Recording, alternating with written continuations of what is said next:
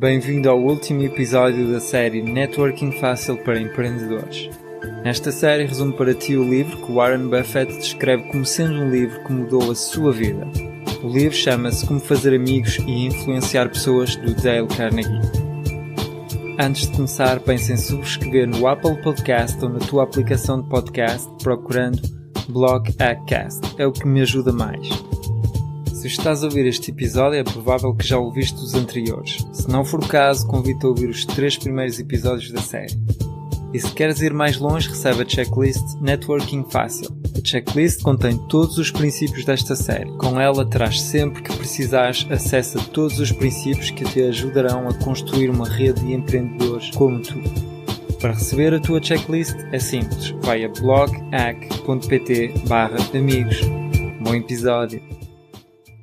E hoje vamos falar do último capítulo intitulado Ser um líder, como alterar as pessoas sem as ofender ou provocar ressentimentos. Vejamos já o primeiro princípio. Isto é o que deves fazer antes de criticar. Dorothy, gerente de uma agência de Nova York, contou como conseguiu tornar uma das suas funcionárias bem mais produtiva. Recentemente contratamos uma jovem para a caixa. O seu relacionamento com os clientes era exemplar. Era cuidadosa e eficaz ao lidar com as transações. Até que surgiu um problema no fim do dia, na hora de fazer o balancete. A chefe de caixa foi ter comigo e pediu-me que a despedisse. Ela está a gerar muita confusão, porque é lenta demais ao fazer o balancete. Mostrei-lhe várias vezes como fazer, mas ela não aprende. Manda-a embora, disse a chefe. No dia seguinte, observei-a trabalhando com os clientes, sempre com rapidez e precisão. Ela mostrava-se extremamente agradável. Não demorou muito para que eu percebesse o que a perturbava no balancete. Depois de fechar a loja, fui falar com ela. Ela estava nervosa e aborrecida pela situação. Elogiei-a por ela ser tão gentil e simpática com os clientes e cumprimentei-a pela precisão e velocidade do seu trabalho. Sugeri em seguida uma revisão do procedimento que adotamos para fazer o balanço da caixa. Quando ela constatou que tinha toda a minha confiança, aceitou as minhas sugestões e em pouco tempo dominou aquela função. Desde então, nunca mais tivemos problemas com ela, declarou a gerente. Primeiro princípio. Começa com um elogio e uma apreciação sincera. Sei que vou fugir um pouco a este princípio, mas atualmente estou a ler um livro que se chama The Obstacle is the Way, do Ryan Holiday, e acho que tenho algo de interessante para partilhar contigo. Portanto, o livro fala sobre estoicismo. O estoicismo é um movimento de filósofo que preza a fidelidade ao conhecimento, desprezando todos os tipos de sentimentos e de emoções. Ou seja, por exemplo, se está chuva, nós fomos ensinados a achar que era mau. E se está sol, acharmos que era positivo. E o estoicismo ensina que não, que estar sol ou chuva é a mesma coisa, é só uma questão de visão. Ou seja, o estoicismo ensina que tu deves ver isso de forma neutra. Estar sol não é positivo, também não é negativo, e estar chuva também não é positivo nem negativo. Simplesmente quando chove, chove, quando está sol, está sol.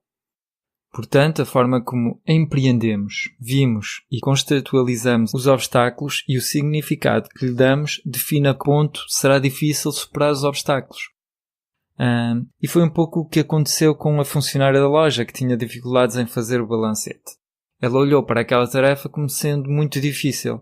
E tu também podes estar a pensar a mesma coisa a propósito do networking.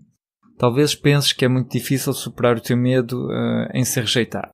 Por isso, convido-te a ver o obstáculo noutra perspectiva. Nem mais fácil, nem mais difícil, mas como ele é realmente. Afinal de contas, o obstáculo aqui é de falar com outras pessoas. Portanto, se já falaste com outras pessoas, já sabes como fazer. Portanto, tens tudo para seguir em frente e finalmente criar a rede de contactos que mereces. Vejamos o segundo princípio, como criticar e não ser odiado. Certo dia, Charles Schwab passeava por uma das suas empresas quando viu alguns dos seus empregados a fumar por debaixo de um sinal que dizia proibido fumar. Será que o Schwab apontou para o aviso e disse, não sabem ler ou quê? Nada disso. Dirigiu-se aos homens, deu um charuto a cada um e disse, gostaria que fumassem lá fora. Eles perceberam que ele também sabia infringir o regulamento e ficaram contentes por ele não os chatear. Em vez disso, ofereceu-lhes uma prenda e fez de maneira que eles se sentissem respeitados. Muitas pessoas começam as suas críticas com um elogio sincero, seguido da palavra mas, e acabam com uma crítica. Por exemplo, se tentares mudar o desinteresse de uma criança pelos estudos, poderias dizer: sinto orgulho em ti, João, por teres melhorado as tuas notas neste período letivo. Mas se tivesses estudado mais a matemática, os teus resultados teriam sido bem melhores. O João sentiria-se estimulado se não tivesse usado o mas. Seria lógico se ele se questionasse sobre a sinceridade do teu elogio, pois para ele o elogio parecia ser uma técnica mascarada para criticar depois. É bem provável que só tenhas feito elogios para depois o poder criticar. A confiança seria distorcida e provavelmente não atingirias os teus objetivos de mudar a atitude do João em relação aos seus estudos. Isto poderia ser facilmente superado alterando a palavra mas por um e. Poderias então dizer: sinto orgulho em ti, João, por teres aumentado as tuas notas neste período letivo. E se deres continuidade aos teus esforços no próximo ano, a tua nota em matemática poderá subir tal como as outras. Deste modo, o João aceitaria o teu elogio, porque a seguir não lhe apontarias nenhum fracasso. Terias chamado a atenção indiretamente para o comportamento que gostarias de ver mudado e provavelmente ele passaria a viver com a vontade de corresponder às tuas expectativas. Segundo princípio, chama diretamente a atenção sobre os erros dos outros. Este é mais um daqueles conselhos que tu podes perfeitamente aplicar para te relacionar melhor com as outras pessoas. Vejamos agora o terceiro princípio. Fala primeiro sobre os teus próprios erros. E vejamos agora aqui uma história do Carnegie. Ele contou o seguinte: a minha sobrinha, Josephine Carnegie, veio para Nova York a fim de ser a minha secretária. Ela tinha 19 anos e só era diplomada há 3. A sua experiência em negócios era pouca, mas hoje é uma das secretárias mais perfeitas que eu conheço. Mas nem sempre foi assim. Ela no começo tinha muito por onde melhorar. Um dia, quando ia criticá-la, pensei para mim: espera um minuto, Dale Carnegie. Tu és 2 vezes mais velho do que ela, tens 10.000 vezes mais experiência em negócios. Como é que podes esperar de ela que tenha um comportamento, uma experiência, uma visão tal como a tua? Pensa bem, Dale, o que fazias com 19 anos? Lembras-te das tolices, dos erros que fazias? Depois de pensar sobre o assunto sinceramente e imparcialmente, cheguei à conclusão que a Josephine, aos 19 anos, era bem mais profissional do que eu com a mesma idade. Desde então, quando queria chamar a atenção da Josephine para um erro, costumava começar assim: me enganaste, Josephine, mas sabe Deus o quanto eu me enganei e ainda continuo a enganar. Não nasceste sabendo? Isto vem com experiência, e tu fazes melhor do que eu com a tua idade.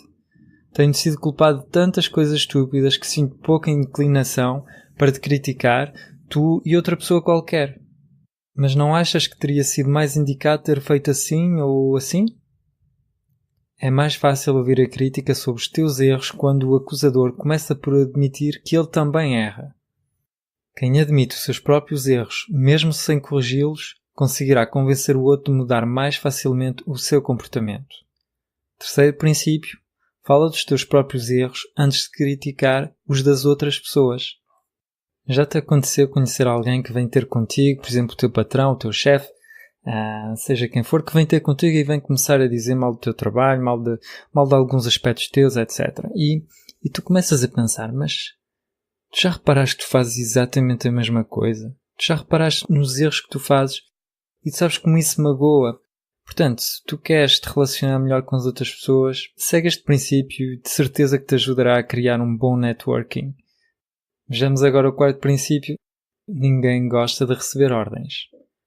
Certo dia, Ian MacDonald de Johannesburg, gerente de uma pequena empresa, teve a oportunidade de aceitar um volume muito importante de encomendas. Ele estava certo que não conseguiria cumprir a entrega a tempo. O trabalho já programado da empresa e o curto período de tempo necessário para a execução da encomenda, em princípio, o impediriam de aceitar o contrato. Em vez de pressionar o pessoal para acelerar o trabalho de forma a poder atender a encomenda, ele convocou toda a equipa, explicou-lhes o problema e disse que seria extremamente importante para a empresa e para eles se produzissem o material pedido a tempo. De seguida fez as perguntas seguintes: existe alguma maneira de conduzirmos o trabalho de modo a atendermos ao pedido? Algum de vocês tem uma ideia para que possamos cumprir o prazo? Será que existe alguma maneira de ajustarmos os nossos horários ou mesmo os compromissos pessoais a fim de ajudar a alcançar o objetivo?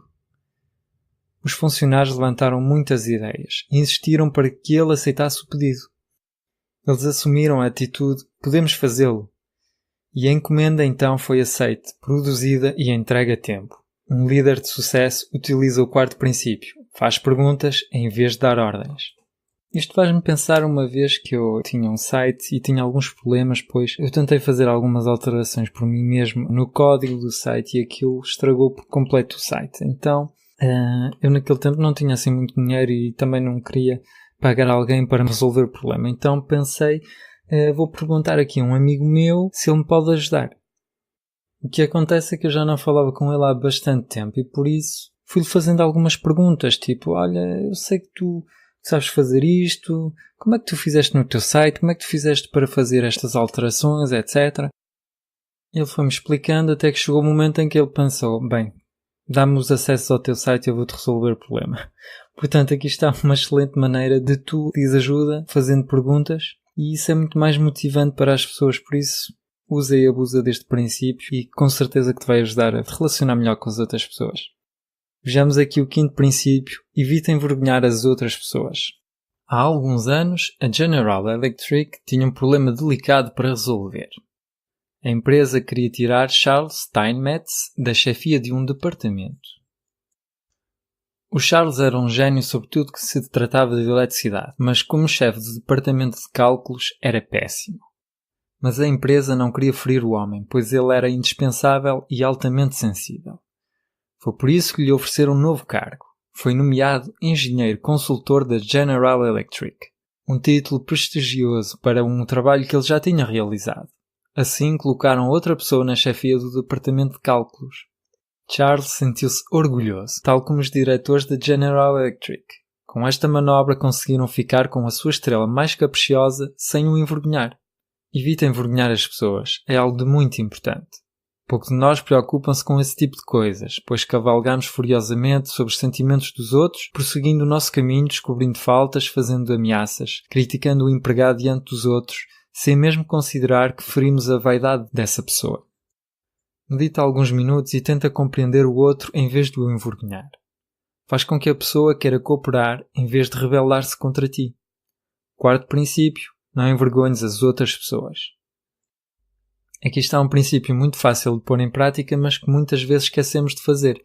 E isto faz-me lembrar uma história que eu vivi há algum tempo.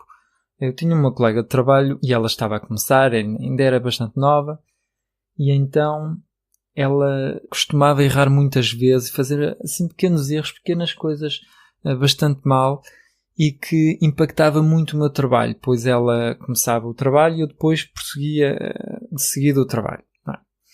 E o problema que eu tinha é que sempre que eu começava o meu trabalho tinha que corrigir os erros todos que ela fazia antes de começar o meu. E então, chegou o momento em que eu comecei a perder paciência e estava cheio de vontade de ter com o chefe e contar-lhe tudo, dizer que ela não estava a trabalhar corretamente e que eu que já não podia aguentar com aquela situação, que já não sabia o que eu havia de fazer com ela.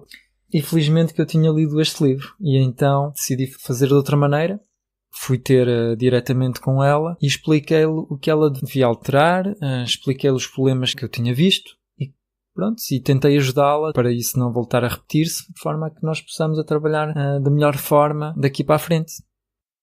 Portanto, se tu fizeres isso, tu não envergonhas as pessoas, será com certeza mais fácil para ti relacionar-te com outras pessoas. Portanto, aplica este quinto princípio. Vejamos agora o sexto: como estimular as pessoas para o sucesso. Pete Barlow era um velho amigo meu, contou Carnegie. Pete fazia um espetáculo com cães e cavalos e passou toda a vida a viajar com circos. Era um prazer para mim ver o Pete treinar os novos cães para a sua apresentação. Quando o cãozinho fazia um pequeno progresso, Pete dava-lhe comida e congratulava o cão. Nisto, nada de novo. Treinadores de animais sempre usaram esta técnica. Questiono porque não usamos a mesma técnica, o mesmo senso prático, quando tentamos modificar as atitudes das outras pessoas. Será que o processo usado para os cães não daria resultado com os homens? Por que não usar o alimento em vez do chicote? Por que não usar o elogio, o estímulo, em lugar da censura, da condenação? Elogia mesmo os pequenos progressos. Isto fará com que a pessoa continue melhorando cada vez mais.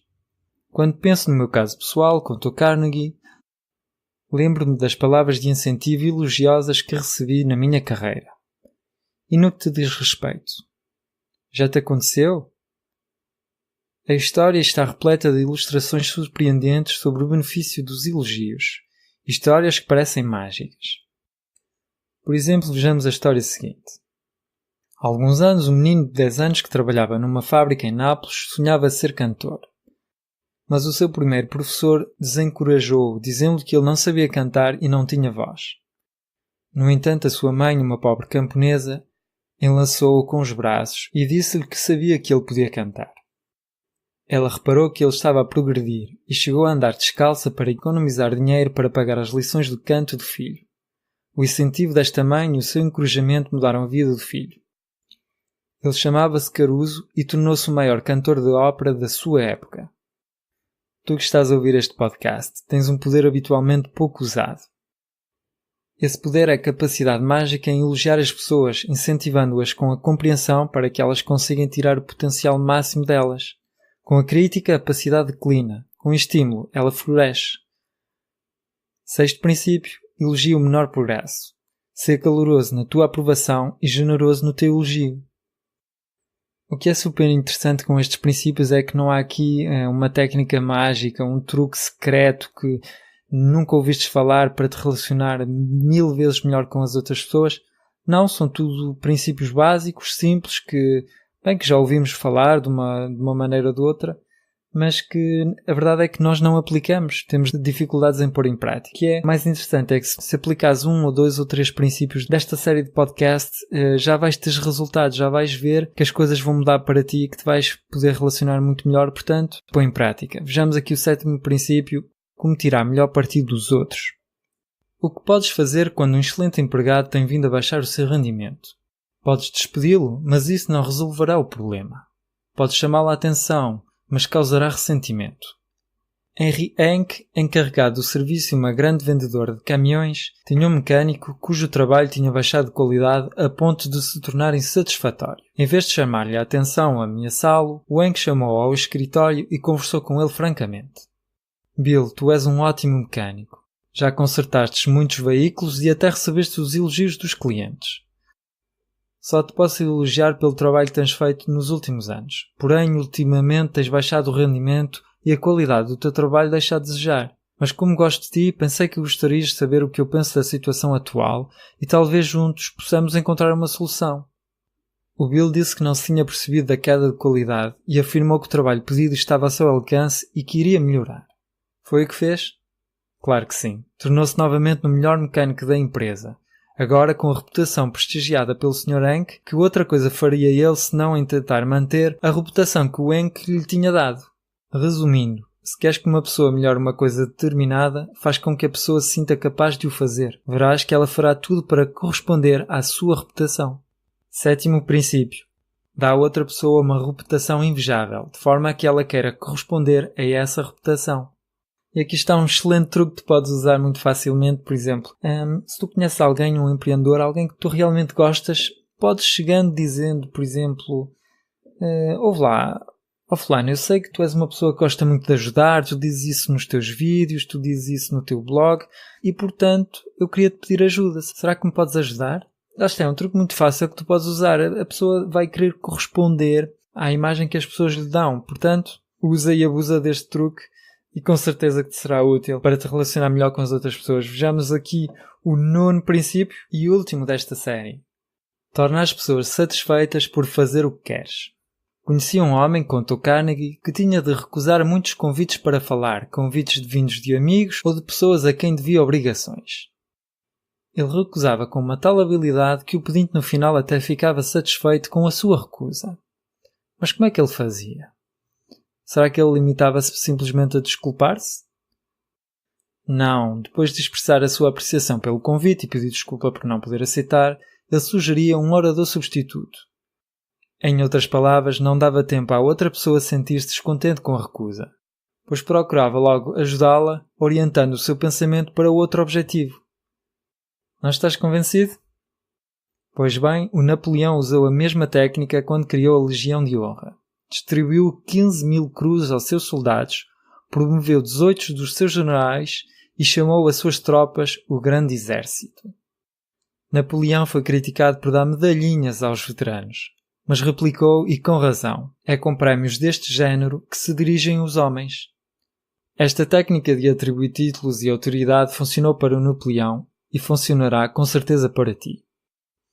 Se queres ser um líder eficaz para poder modificar as atitudes e os comportamentos dos outros, deves manter em mente o roteiro seguinte. Primeiro, ser sincero. Não prometas nada que não possas cumprir. Esquece os teus próprios benefícios e concentra-te nos benefícios que podes oferecer. Depois, define exatamente o que desejas que a outra pessoa faça. A seguir, ser simpático. Pergunta a ti mesmo o que a outra pessoa realmente deseja. Depois, pensa sobre os benefícios que a outra pessoa receberá fazendo o que tu queres. Faz com que esses benefícios venham ao encontro dos desejos da outra pessoa. E para terminar, quando des uma ordem, fale de modo que a outra pessoa perceba o que tem a ganhar. Nono e último princípio, faz a outra pessoa sentir-se satisfeita fazendo o que tu queres.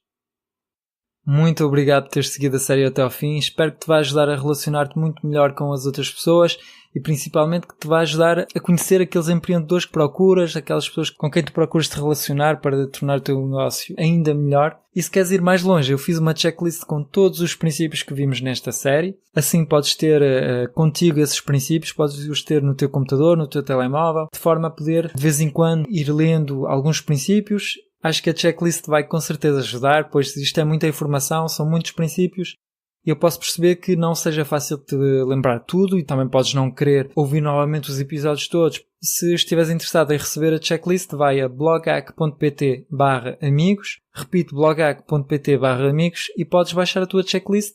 É simples e traz sempre os princípios contigo. Portanto, muito obrigado pela tua ajuda, por teres ouvido até ao fim e se gostasses podes ajudar-me deixando uma avaliação, 5 estrelas de preferência. Para isso vai à secção avaliação do iTunes ou da tua aplicação de podcast preferida. Partilha e obrigado pela escuta. Tchau!